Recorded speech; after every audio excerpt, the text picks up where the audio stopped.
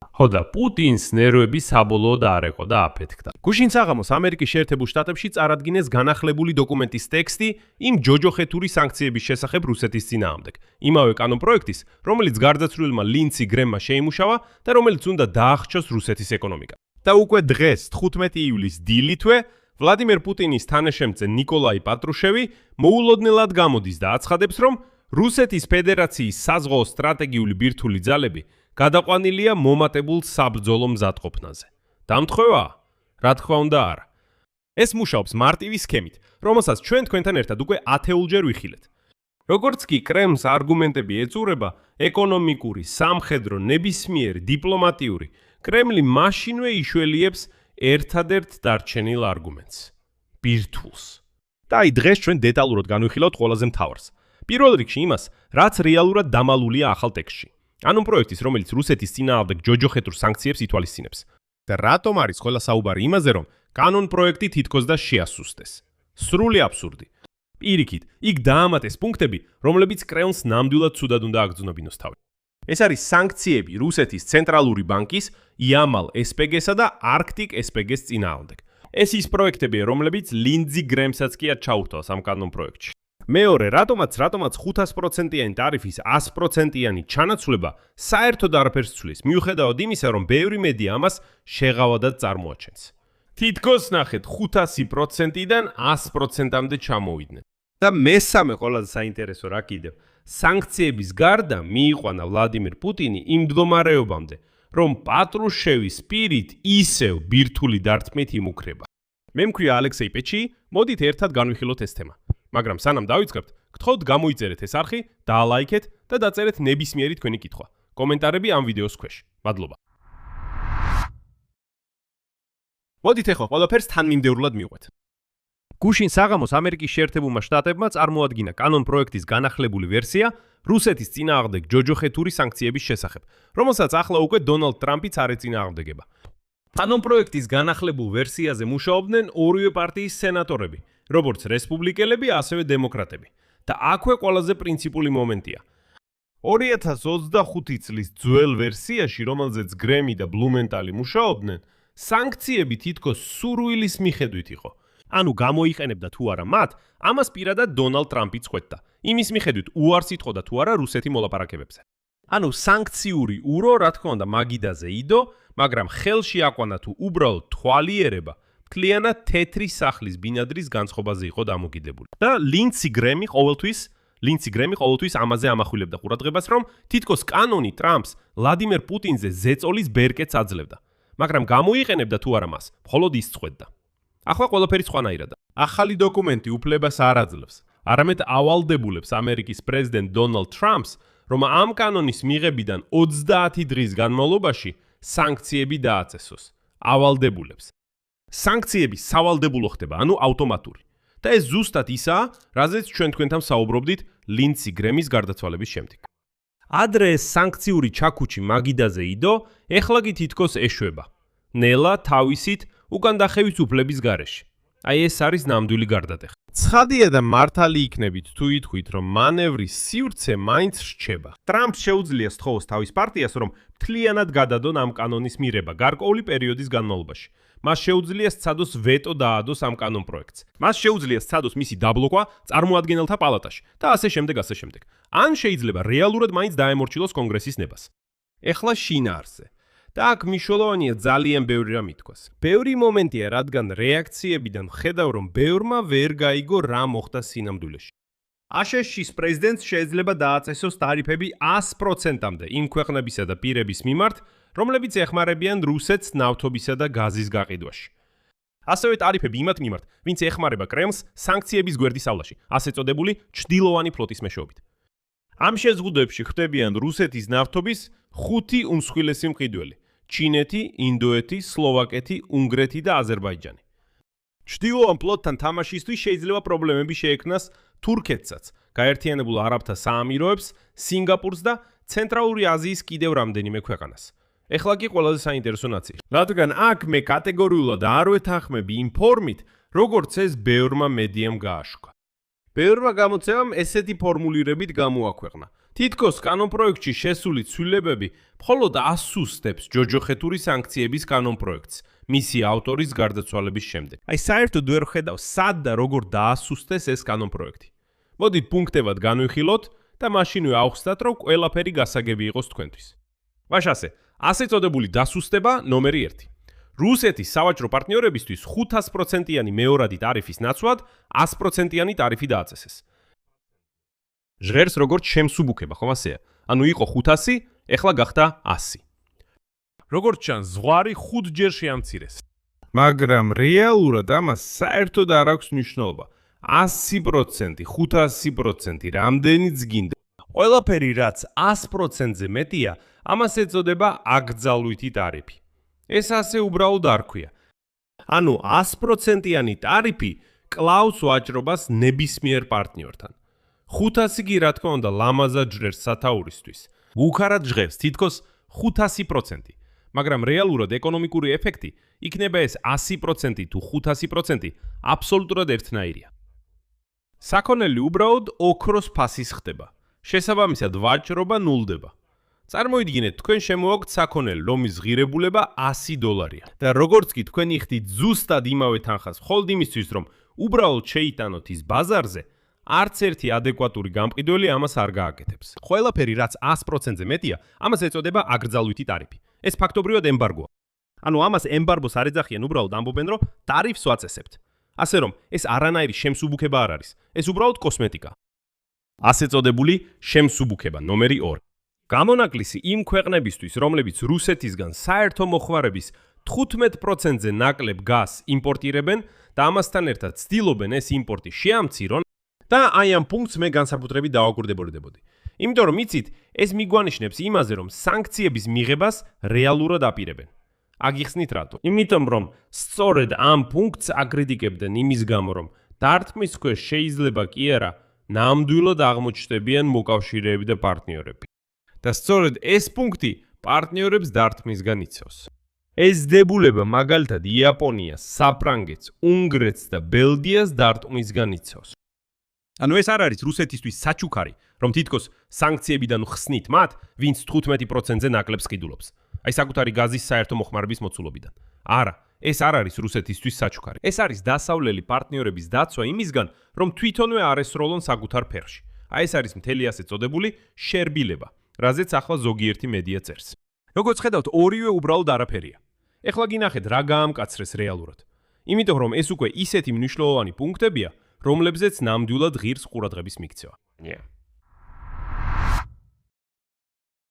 პირველი გამკაცრება არის სანქციები რუსეთის ჩრდილოვანი ფლოტის გემების წინააღმდეგ, რომლებიც არ არიან დამოკიდებული დასავლურ საზღვაო სერვისებზე. ფორმულირება ცოტა ბუნდოვანია, მაგრამ დიდი ალბათობით საუბარია შემდეგზე. ტანკერებზე, რომლებიც მომსახურებას იღებენ ევროპულ პორტებში, ან აქვთ ევროპული დაზღვევა. და ეს არის უმნიშვნელოვანესი მომენტი, რადგან დაფიქრდით, რუსეთის ნავთობის დაახლოებით 1/3 დღემდე სრულიად ლეგალურად ექსპორტირდება საბერძნეთის, კვიპროსის, მალტისა და სხვა ქვეყნების გავლით. დიახ, ფასების ზღვარის პირობებში, რა თქმა უნდა, მაგრამ ეს ყველაფერი მაინც ლეგალურად ხდება. სწორედ ამ ხრელს კეტავენ ახლა. ანუ თუ ტანკერი ეკუთვნის ჩრდილოვან ფლოტს, მასთან მუშაობა აღარავის შეუძლია. არ აქვს მნიშვნელობა ლეგალურია ეს თუ არალეგალური. ფასების ზღვარია თუ არა. უბრალოდ აკრძალეს და მორჩა. უბრალოდ აკრძალეს ამ სიბინძურესთან შეხებაც კი. ყველაფერი რაც რუსულია, ეს სიბინძურია. ამ სიბინძურესთან შეხება არავის შეუძლია. მეორე გამკაცრება და ეს უკვე უფრო სერიოზულია. სანქციები რუსეთის ფინანსური ინსტიტუტების, მათ შორის რუსეთის ფედერაციის ცენტრალური ბანკის წინააღმდეგ. აი ეს გეტყვით საინტერესოა, თუნდაც უბრალოდ იმ თვალსაზრისით, რომ დავაგვირდეთ, რა გამოვა აქედან საერთოდ. იმიტომ რომ ცენტრალური ბანკის წინააღმდეგ სანქციები ეს არ არის დარტყმა რომელიმე ცალკეულ კომპანიაზე ან ცალკეულ ბანკზე. ეს დარტყმაა თვითონ იმ მექანიზმზე, რომელიც რუბლს ინარჩუნებს და მთელი ქვეყნის ბიუჯეტს ემსახურება. ეს უკვე როგორც იტყვიან, მხოლოდ ჯიბეზე დარტყმა აღარ არის. ეს დარტყმაა მთელი ეკონომიკის ხერხემალზე. ანუ ადრე სანქციებს ცალკეული ბანკების წინააღმდეგ აწესებდნენ, ეხლა კი ცენტრალურ ბანკს ურტყამენ. და კიდევ გამკაცრება. მესამე, სანქციები რუსეთის უმსხვილესი ენერგეტიკული პროექტების წინააღმდეგ, იამალ SPG და რაც ძალიან მნიშვნელოვანია, Arctic SPG 1, Arctic SPG 2 და Arctic SPG 3 ის პროექტი. და ეს განსაკუთრებით აქტუალურია, თუ გავიხსენებთ Financial Times-ის ახალ ინფორმაციას იმის შესახებ, თუ როგორ ყიდულობდნენ ევროპელები ბოლო დროს მასობრივად რუსულ გათხევადებულ ბუნებრივ აირს. როგორ ფიქრობთ, საიდან მოდიოდა ის? ზუსტად ამ იამალ SPG-დან და Arctic SPG-დან. ანუ ეს ამერიკული სანქციები კიდევ ერთ ვალუტურ წყაროს კეტავს, საიდანაც კრემლი ომისთვის ფულს იღებს. შედეგად რა გვაქვს? ამ კანონპროექტში ეგრეთ წოდებულ შესუსტება საერთოდ არანაირ როლს არ თამაშობს, ხოლო გამკაცრება ნამდვილად სერიოზულია. ცენტრალური ბანკი. ასევე რუსეთში თხევადი ბუნებრივი აირის პროექტებიც სიაშია. ბოდიშით, ეს კანონპროექტის შემსუბუქება კი არა, მისი გამკაცრება. ასე რომ ყველა ვინც დაწერა, თითქოს კანონპროექტი შეასუსტეს. ან არც აუკითხავთ, ან ვერ გაიგეს რა ეწერა მასში. მართალია კიდევ ერთი ღია კითხვა რჩება. აი ახლა ხან ტრამპმა თქვა, რომ კანონპროექტი ჯერ კიდევ ბოლომდე მზად არ არის, თუმცა ის მას ნამდვილად უჭერს მხარს. საუბარი რაშია? ჯერ უცნობია, ჩაწერენ თუ არა ამ ბილში მეორად ტარიფებს, ირანთან და ჰიზბალასთან ვაჭრობისთვის. ტრამპმა დღეს ასეთი შესაძლებლობა არ გამორიცხა და გულწრფელად რომ თქვა, ორივე ხელით უჭერ მხარს. იმიტომ რომ როდესაც ირანისა და რუსეთის წინააღმდეგ სანქციებს ერთ პაკეტად აძლევენ ხმას, ეს არ აძლევს დონალდ ტრამპის გარკვეულ მხარდამჭერებს საშუალებას ჩაშალონ ცალკე კენჭისხრა მოსკოვის წინააღმდეგ სანქციებს. იმიტომ რომ ისინი სწორედ ირანზე დარტყმას მისცემენ ხმას. ანუ ისინი მოიქცევიან ისე, როგორც ტრამპი ეტყვის. ტრამპი იტყვის, ვაძლევთ ხმას დარტყმას ირანზე. ამავე პაკეტში იქნება დარტყმა მოსკოვზეც. ისინი იძულებულნი იქნებიან მისცენ მასაც ხმა. ამიტომ აქ მე უფრო პლუსს ვხედავ. თუმცა აქ უკვე დემოკრატები ბუზგუნებენ, რომ ამისთვის ბილს თავიდან მოუწევთ გადაწერა და ეს ყველაფერი დროს წაიღებს. ირანის სავაჭრო პარტნიორებს ვითომ თავისი სპეციფიკა აქვთ, რომელიც არ გავს მოსკოვისას და ასე შემდეგ. საერთოდ თუ დაამატებენ, ზედმეტი ნამდვილად არ იქნება. ნახოთ. ეხლა რისთვის ჭირდება ეს ყველაფერი უკრაინას? იმიტომ რომ მიზანი აქ უბრალოდ რუსეთის დასჯა დასჯისთვის არ არის.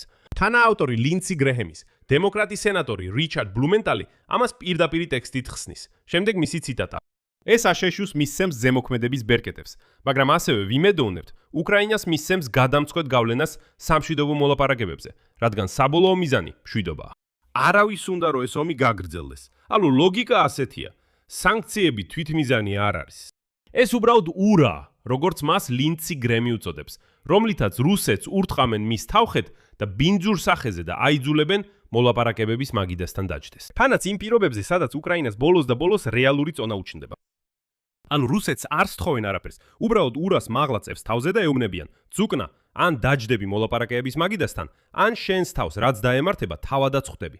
ხოლო თავად ტრამპმა დღეს ამ დოკუმენტის მიღების ალბათობა, ციტირებ, საკმაოდ მაღალი შეაფასა. ანუ საქმე ნელ-ნელა დასასრულისკენ მიდის. გარდა ამისა, თავად ტრამპმა დღეს განაცხადა, რომ კვლავ ხედავს რეალურ შანსს ვლადიმერ პუტინი მოლაპარაკებების მაგიდასთან დასვას და რომ ის საბოლოოდ დათანხმდება ომის დასრულებას.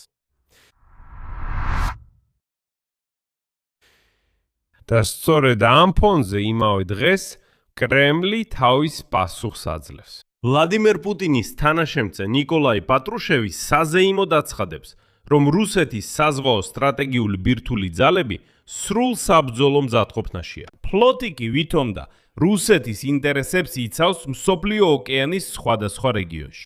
და თუ საჭირო გახდება, რუსეთი ბირთვული იარაღს გამოიყენებს ყველა თავის მტერზე ისე, რომ მათ ნამდვილად არ მოეწონებათ. ძალიან გაუჭირდებათ. ვადით გულწრფელად თქვათ. არ ვიცი, შეიძლება ვიღაცას პატრუშევის ეს განცხადება გაუკვირდა ან შეაშინა. შეიძლება ზოგიერთი რუსი სიხარულით ლამის შარვლიდან ამოხდა და თქვა, ვაუ, აი ეხლა ვაჩვენებთ თელ დასავლეთს. მაგრამ რეალურად ეს საერთოდ არ არის ახალი ამბავი. რატო? სტრატეგიული ბირთვული ძალები სწორედ იმიტომ არის სტრატეგიული, რომ ისინი ყოველთვის დღეღამეში 24 საათი მზადყოფნაში არიან, საბრძოლო მზადყოფნაში. ეს მათი საქმეა, ამისთვის არსებობენ. სწორედ ამიტომ ეწოდებათ სტრატეგიული ბირთვული ძალები, რომ ისინი ყოველთვის მზად არიან დარტყმისთვის. და პატრუშევმა იგივე წარმატებით მთელი მსოფლიოსთვის შეეძლო გამოეცხადებინა, რომ ოკეანის წყალი წარმოიდგინეთ, არა მხოლოდ მარილიანია, არამედ სველიცაა, წარმოიდგინეთ. ზუსტად იგივეა, რაც დღეს პატრუშევმა ბირთვულ იარაღზე თქვა. ახალი ამბავი აქ არსში არ არის. ახალი ამბავი აქ დროის შერჩევაშია და ინტონაციაში. განცხადება ზუსტად იმ მომენტში გაკეთდა, როცა ვაშინგტონში მაგალითად რუსეთის ცენტრალური ბანკის წინააღმდეგ სანქციებს განიხილავენ. დამთხოვაა, ხო? და ეს ყველაფერი ძალიან კარგად ჯდება ჩვენთვის მტკივნეულად ნაცნობ კალაპოტში. სულ ცოტა ხნის წინ კრემლის სპიკერმა დმიტრი პესკოვმა კიდევ ერთხელ დაასახელა ბირთვული იარაღი კრემლის ერთ-ერთ მთავარ კოზირად და განაცხადა, რომ მოსკოვი მზად არის მისი გამოყენებისთვის. ციტატა: თუ რუსეთის არსებობას საფრთხე დაემუქრება. სქემა პრიმიტიული და პროგნოზირებადი. რაც უფრო სუსტია ეკონომიკური პოზიციები, მით უფრო ხმამაღალია ბირთვული იარაღით მუქარა. როდესაც ვერაფრით პასუხობ რუსეთის ფედერაციის ცენტრალური ბანკის წინააღმდეგ დაწესებულ ტარიფებს, როდესაც ვერაფრით პასუხობ სანქციებს, შენი მთავარი თხევადი ბუნებრივი აირის პროექტების წინააღმდეგ. როდესაც ვერ იცავ შენს პარტნიორებს, რომლებიც კვლავაც გიყიდიან ნავთობსა და გაზს, თითქოს იღებ ამ ბირთვულ ქობინებს და ისევ იწყებ მათი ქნევას მთელ მსოფლიოში. ეს დიდი გონიერებისგან არ არის, ეს უიმედობისგან მოდის. და აი აქ მივიდივართ ამ გამოშვების მთავარ მომენტთან. და კიდევ რა, სანქციების დაპირების გარდა მიიყვანა პუტინი ასეთ ნერვიულობამდე. რადგან სანქციები მხოლოდ ერთი, ასე თქვა, დომინოს ქვა. მოდი მთლიანად დავალაგოთ ეს პასიანსი და შემდეგ თქვენ თვითონ ყველაფერს მიხვდებით. პირველი სატოვის კატასტროფა, რომელზეც უკვე რამდენი გამოშვებაა, ერთად საუბრობთ. რუსეთში ნავთობის გადამუშავება 2005 წლის დონეზე დაბრუნდა. გუშინ დაწვეს ბოლო ხელშეუხებელი უმსხვილესი ნავთობგადამამუშავებელი ქარხანა. რეგიონები ერთის შემდეგ მეორემ აცხადებს, რომ საჭიროა საგანგებო მდგომარეობის შემოღება. და ნავთობის ზესახელმწიფო უბრალოდ დაფიქრდით, ბენზინს ინდოეთიდან და ყაზახეთიდან იმპორტირებს. მეორე ფაქტორი კი ჩინეთია. აი გუშინ პირდაპირ ამ YouTube არხზე ჩვენ თქვენთან ერთად განვიხილავდით, რომ Wall Street Journal-ის მონაცემებით საუკეთესო მეგობარი პეკინი უკვე ჩუმად ამზადებს ნიადაგს, იმ დროისთვის, როცა პუტინი წავა. პეკინი უკვე ჩუმად ეცნობა იმ ადამიანებს, ვინც პუტინის შემდეგ რუსეთში მოვა. პეკინმა გაყინა პროექტი სიბირის ძალა 2 და ნავთობის შესყიდვებიც მკვეთრად შეკვეცა. მათ ძალიან მნიშვნელოვნად შეამცირეს ეს მოცულობები. ანუ მთავარი მოკავშირე ნელ-ნელა გვერდზე გადადის და ისე იქცევა თითქოს უბრალოდ აქედან შემთხვევით გადიოდა. ხანდახან თითქოს ცეცხლში შეშასაც ამატებს, რომელსაც ომი ქვია და მაინც ეხმარება პუტინის სტეპს ომს. მესამე ფრონტი ივნისში. რუსეთმა უფრო მეტი ტერიტორია დაკარგა, ვიდრე მოახერხა დაეკავებინა. ხოლო უკრაინის შორ მანძილზე განხორციელებული დათმობები მეთოდურად ანადგურებს რუსეთის ზურგს. მეოთხე, ეს არის რეიტინგები. სახელმწიფო ხაზგასმით ვამბობ, სახელმწიფო ვციომი საერთოდ შეწყვიტა ვლადიმირ პუტინისადმი ნდობის ღია რეიტინგის გამოქვეყნება. მას შემდეგ რაც ის დაეცა 29.5%-მდე. ანუ რუსების მესამედზე ნაკლები ენდობა მოცეკვავე ჯუჯა პუტინს. ვციომმა უბრალოდ აიღო და ამოიღო. ციფრი თვალს მოაშორა და როგორც ჩანს, რომ არ დაეწყინა პატარა მეფეს. მეხუთე, დიპლომატიური იზოლაცია. თვითონ ტრამპიც კი ანკარის სამიტის შემდეგ 180 გრადუსით შემოტრიალდა. მან შეაქო უკრაინული დარტყმები ნავთობგადამამუშავებელ ქარხნებზე რუსეთში. მან უკრაინას მისცა ლიცენზია პატრიოტზე, ხოლო ვლადიმირ პუტინისთვის დაპირებული ზარი ასე არც განახორციელა. არსენეთ, დღეს უკვე 15 ივლისია, ხოლო 8 ივლისს ტრამპმა დაპირდა. 8 ივლისის საღამოს კი პესკოვმა თქვა: ჯერ კიდევ არ დაურეკავს, მაგრამ ველოდებით, ვლადიმირ პუტინი მზადაა. ის უკვე ზის ტელეფონთან და ელოდება დონალდ ტრამპის ზარს. აი ვიმედოვნებ, დონალდ ტრამპს გამოუჩნდება დრო, რომ დაურეკოს ამ მოცეკვავე გაუგებრობას ლადრობას ვლადიმირ პუტინს. 15 ივლისია კალენდარზე. კვირა გავიდა. არავინ არავის დაურეკა. და ეს დამცირებული ვოლოდკა პუტინი, როგორც ჩანს, ისევ ზის ტელეფონთან. და როცა ყველაფერს ერთად უყურებთ, გვესმის, რომ პატრუშევის ბირთვული რიტორიკა ძალის ნიშანი კი არა, კუთხეში მიმწყვდეული მხეცის სიმპტომი. კრელს ერთის შემდეგ მეორე ეკარგება ყველა ბერკეტი, ეკონომიკური, სამხედრო, დიპლომატიური და ასე შემდეგ. რჩება მხოლოდ ერთი, თითქოს ყველაზე ბოლო და მას უფრო და უფრო ხშირად აჩვენებენ სწორედ იმიტომ, რომ დანარჩენი უკვე აღარ მუშაობს. და იცით კიდევ რა არის ნიშანდობლივი? ეს არის პესკოვის რეაქცია ყველა ამ სანქციაზე, რომლებიც ჯერ კიდევ არ ამოქმედებულა. მან დღეს განაცხადა, რომ კრემლი, ციტირებ, ყურადღებით უსმენს, აფიქსირებს და აანალიზებს განცხადებებს აშშ-დან. შემდეგ კი წამოწდა ისეთი რამ, რაც მთლიანად ამხელს კრემლის იმედს. ციტატა პესკოვის. ჩვენ ხედავთ, რომ ახლა ამერიკელები სხვა საქმეებით არიან დაკავებულნი. ახლა ამერიკელებს არ სცალიათ უკრაინის საკითხის მოგვარებისთვის. აი ეს არის. ანუ მოსკოვის მთელი სტრატეგია ერთ წინადადებაში პესკოვისგან. კრემლი იმედოვნებს, რომ სანქციები არ იქნება, იმიტომ რომ ტრამპს უბრალოდ არ სცალია უკრაინისთვის. კრემლი იმედოვნებს, რომ ირანი და ჰორმუზის სრუტე ყურადღებას გადაუტანს ვაშინგტონს და ტრამპს უბრალოდ რუსეთისთვის აღარ მოეცლება. პესკოვი პირდაპირ ეჭიდება იმ ფაქტს, რომ აშშ-ს ახლო აღმოსავლეთში ახლა ცეცხლი აქვს და თავისიანებს მიანიშნებს, რომ მოდი დავიცადოთ, სანამ იქ ცოტა თავისუფალი დრო გამოუჩნდებათ, იქნებ კიდევ ერთხელ გაგვიმართლოს. ჯერ მოდი არ ვიმოქმედოთ. თითები გადავაჯვარედინეთ და ვიმედოვნებთ, რომ ტრამპი უბრალოდ ამისთვის ვერ მოიცლის. ანუ ეს არის კრემლის გეგმა. ეს სანქციებისთვის გვერდისავლაც კი არ არის. გეგმა იმაში მდგომარეობს, რომ ჩუმად იყვნენ და იმედოვნონ, რომ ტრამპს არ ეყოფა ყურადღება ერთდროულად ორ ფრონტზე ომისთვის. პირდაპირ თქვათ, ეს ფსონი არც ისე კარგია, მაგრამ რუსებს, როგორც ჩანს, სხვა არჩევანი აღარ დარჩათ. მოდით შევაჯამოთ შედეგი. აშშ ამზადებს სანქციებს, რომლებიც ამ ისტორიაში პირველად ავტომატურად ამოქმედდება. ანუ დონალდ ტრამპს აღარ ექნება უფლება, რომ მომენტში გადაიფიქროს და ყველაფერი ჩაშალოს. და მიუხედავად ყველა საუბრისა თითქოს და შემსუბუქებაზე, კანონპროექტის ტექსტში ჩასვეს დარტყმები რუსეთის ცენტრალურ ბანკზე და თხევადი ბუნებრივი აირის პროექტებს. ანუ მიზანში აღარ აქვთ მხოლოდ ჯიბე, არამედ როგორც მე გამოვხატე, ფინანსურ ხერხემალს ესვრიან. და კრემლი ამაზე პასუხობს ერთადერთით, რაც მას კიდევ როგორღაც მუშაობს. ვიღაცას მაინც აშინებს. ეს არის ბირთვული მზადყოფნა.